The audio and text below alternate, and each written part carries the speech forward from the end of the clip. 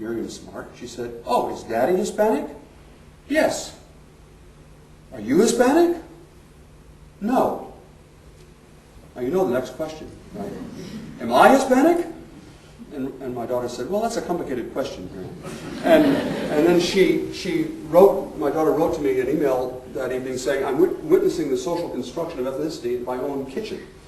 And what Miriam was learning about is the way we happen at this point to divide things up. Miriam actually said to me, "I'm not Hispanic, I'm Costa Rican." But gradually she'll learn, because that's what you do when you move to a new society, the way people divide up there. But there's nothing natural about that. And those lines can change, indeed do change over time. And here's the second of the two anecdotes, second of the three anecdotes. I grew up, this has to do with religion, not ethnicity, but the same point applies. I grew up in a small town in the Midwest in the 1950s. There were 600 people in my high school graduating class, secondary school graduating class. And the whole school, not just my graduating class, 150 in my graduating class, but 600 in the whole school. I knew the religion of every single person of those 600. Indeed, even now, if you show me a yearbook, this is 50 years ago, you show me a yearbook and pictures, I can go through and say, Catholic, Methodist, Baptist, Catholic, Jew, Catholic, Church of the Brethren, or whatever. And my kids can't do that at all. They're not much closer. It's only 15 or so years after they graduated from high school. They just don't have that skill. And now you might say, well, that's, some people are odd. Some people collect baseball cards, Putnam collects religion. But actually, everybody in my high school could do that same trick. And now people can't do that trick. How come?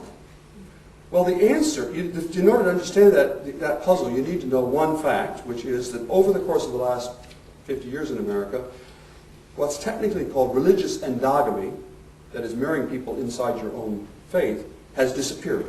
Mostly disappeared. It used to be that you only married people inside your own faith. Now, that's for most Americans, not for everybody, for most Americans that's no longer true. Well now, if you're an adolescent in high school,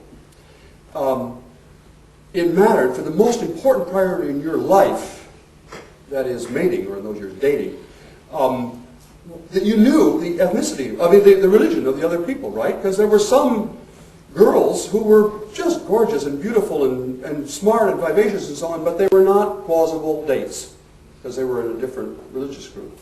And there were some guys who were handsome and smart and athletic and so on, but they were not my rivals.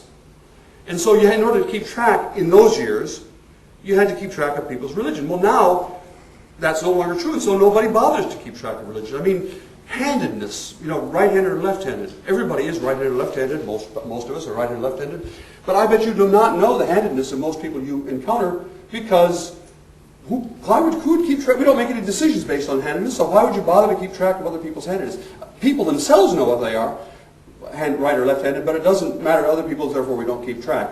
And so what I want to now say in slightly more jargony terms is that over the course of my lifetime, Americans have deconstructed religion as a line of difference. It's not that religion is any less important. Americans are actually, certainly by comparison to Europe, still today way more religious. And everybody knows what religion they themselves are, but it's no longer so important for other people for making these important decisions. And therefore we haven't erased the distinction, but it no longer triggers the social reaction that it once did. Last anecdote. My wife and I have a couple that we're very close to in Massachusetts. She, the wife of the couple, is of Irish background. She's Irish-American. Her parents came from Ireland. He, the husband, is Italian-American. His parents came from Italy. When they got married in 1963, 44 years ago, everybody involved on all sides called it a mixed marriage. It was mixed because it was Italian and Irish. Actually, now that's a joke in America. When I say that to American audiences, they laugh because who can imagine? They were both Catholics, so how could it possibly have been a mixed marriage? I mean, one of their kids is married to a Protestant and one is married to a Jew, so the notion that two Catholics getting married was a mixed marriage seems crazy now. What the reason, the basis of the joke is that over these 30 or 40 years, that distinction between Irish and Italians, which was very strong in the previous generation, is invisible now. People no longer are attentive to that. Now, What's happened, the larger picture here, and this is the frame that I want to put around the diversity effects. What is required as a society moves through a period of greater ethnic diversity is that we develop a more encompassing sense of we. That is, the definition of we has got to change, in which it's not having, and I think sometimes the discussion in this country is a little misguided, it's not making them become like us. It's developing a new us.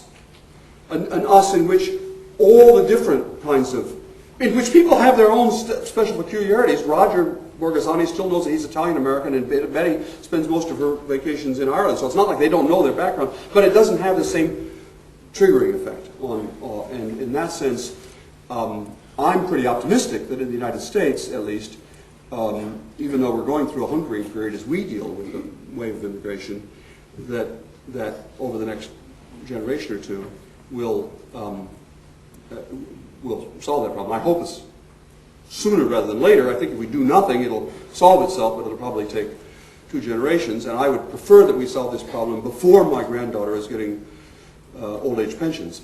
And that means if we can solve it more quickly, it will be great for everybody. We'll get all the benefits and not the costs of the short run costs of the diversity and immigration. I recognize that what I've just been through talking about diversity and immigration is a highly sensitive topic, and so I'm eager to, or at least willing to, listen to reactions and comments on that. But what I really want to do now is to thank you very much for being such an attentive, thoughtful audience, and now try to respond to some of the questions in the time that remains. Or maybe no time remains.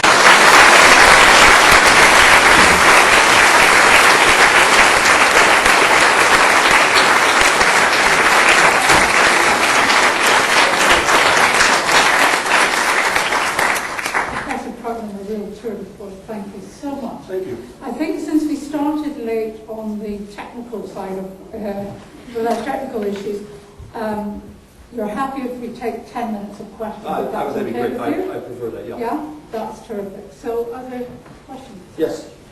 I'm really interested in how this could be applied in a sort of a wider policy arena. Yeah. To force some of the on-the-ground arguments, as you presented them, back up. And it's interesting, tomorrow, our government is producing its foresight report into the obesity epidemic. Right.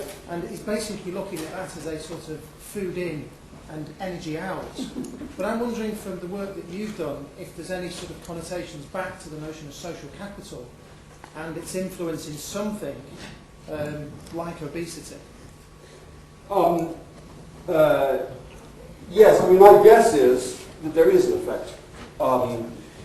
But I don't want to claim that I know that for a fact, because we're talking about serious issues here. I'm not an expert on public health. I'm certainly not an expert on obesity. I mean, I'm a participant expert on obesity, but I'm not a scholar of obesity. So I don't really want to claim that I know something about that. You asked about the sort of the policy implications, and I realized that I interrupted my talk before it was over because of the time, but actually there were, if you'll forgive me, there were 2 things I wanted to say. One is to show you this graph, because this is not graph, but this is a set of ideas for what the policy implications are. If you're concerned about social capital, I don't mean this is 6 easy steps to making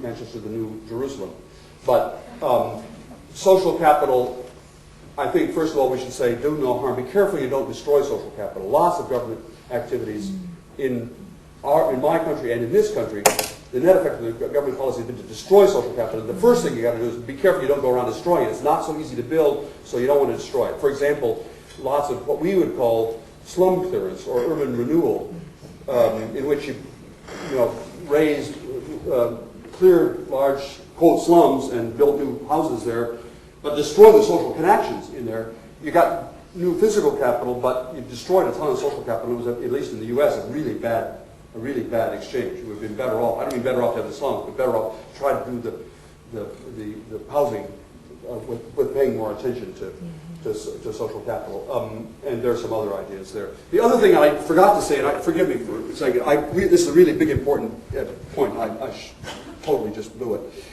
I've been talking about social capital the whole time as if social capital were a single thing. You could have a lot of social capital or a little social capital. And that's wrong. There are different kinds of social capital.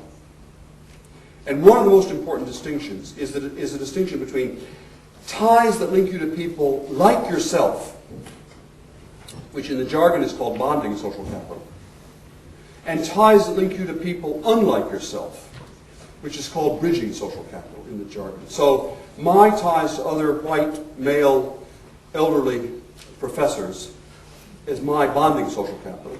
And my ties to people of a different generation or a different gender or a different social class, a different region, a different religion, that's my bridging social capital. I'm not saying bridging good, bonding bad, because if you get sick, the people who bring you chicken soup are likely to reflect your bonding social capital. I am saying that a society that has only bonding social capital and no bridging social capital looks like Beirut, or until recently Belfast, or Bosnia. That is, tight communities all right, but separated from one another. So a society needs lots of bridging social capital as well as lots of bonding social capital. You need both, not just one or the other. It's like vitamin A and vitamin C. We need both bonding and bridging.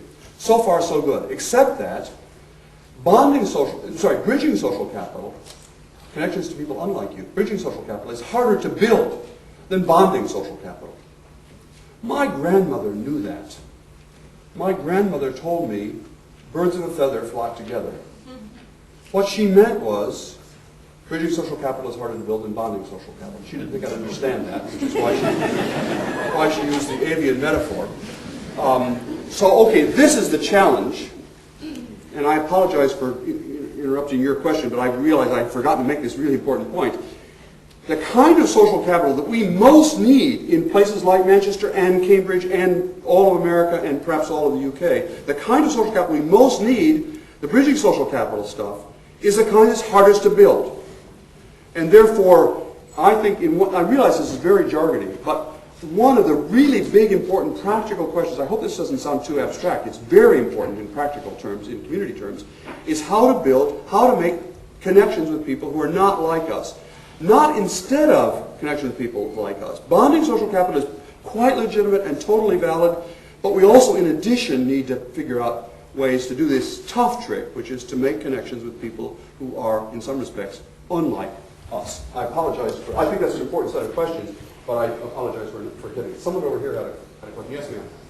Yeah, I was just wondering, given the sort of declining state of social capital as you sort of see it and heard about it this morning, I wondered how we might use social capital as a concept to build that new we that you talked about at the end. And what might be there? Or do we rethink social capital? Right. I understand the question. I'm pausing because I'm not sure I know the answer. I do think that this is partly about symbolism, that symbols of municipal unity or of national unity are important. Symbols that cut across these other divisions, not effacing the other divisions, but that cut across them. I don't know whether